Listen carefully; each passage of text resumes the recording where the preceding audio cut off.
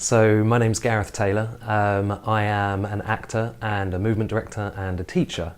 I've been doing motion capture for about 13 years now. I did my first job at Centroid.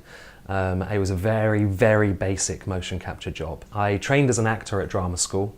I did a 3-year acting course in Guildford, but I felt like my specialism was in movement, and so I wanted to go and train further.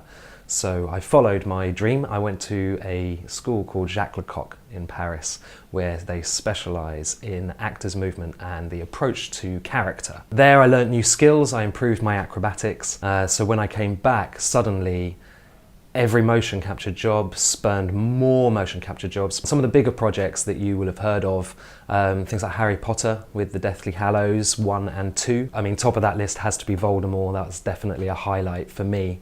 But Dobby, Dumbledore, so I got to play with ages, size, you know, the full spectrum, all on one job. And like with a lot of these motion capture jobs, they cast you as one part, you come in and you do that role, and they like the way that you do it, and so they ask you to see if you can just have a play around with one of the other characters, and by the end of the shoot, I'm usually working on 3 or 4 at least. So the movies that I've worked on so far are Exodus, which recently came out, John Carter of Mars, Pirates of the Caribbean, Stranger on Stranger Tides, Total Recall. Yeah, lots of fun work, lots of different characters, pirates and robots and all sorts, yeah. I think a great motion capture actor is someone who listens well and responds quickly.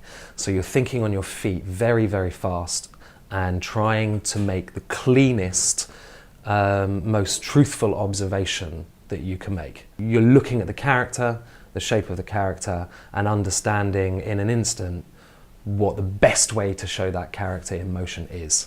I mean, the journey of motion capture in the time that I've been doing it has changed massively. My first job, it was effectively pantomime acting. Everything was huge. We weren't doing facial rigs really at that time, so it was just the body, and it was very, very over the top movements. You had to exaggerate massively. And I think the difference is now, although it's nearer to stage acting than it is to TV and film in terms of size of performance, you can be a lot more truthful now. There's subtleties that the software can now capture that before it was large. It was larger than life. Because the quality of performance can be better, it can capture more nuances, therefore the actor's role becomes much nearer to a role that you would recognise in other sectors of the industry. The industry is more used to working with actors rather than stuntmen, for example. So a lot of the early jobs that I worked on, it was a mixture of stunt guys and actors, or actors who had done some stunt work.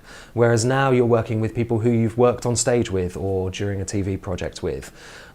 It's a lot more open than it used to be. And I would definitely say that the studios are trying to actively be more open and working with more and more actors from varying experiences, and fitting the briefs of the characters much better. So where you still have the opportunity to play a wide range of characters, they are now more specific, especially when it comes to auditioning, about getting someone who's closer to the size, closer to the age, and has some of the similar experiences.